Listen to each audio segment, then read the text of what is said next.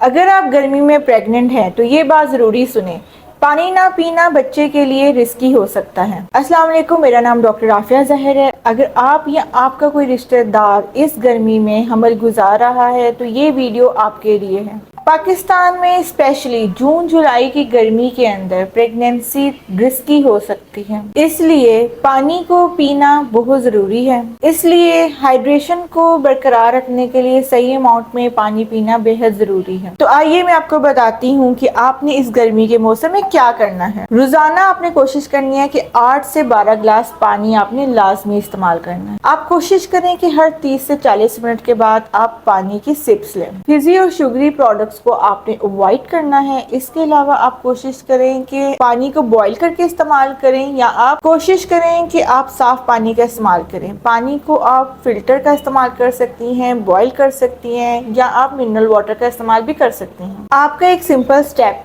यानी 1 गिलास पानी आपकी और बेबी के लिए कितना मुफीद है। इस वीडियो को लाइक और सेव करें, और सबसे जरूरी बात यह है, इस वीडियो को आपने एक प्रेग्नेंट बहन, दोस्त या किसी माँ बनने वाली औरत को लाजमी शेयर कीजिएगा।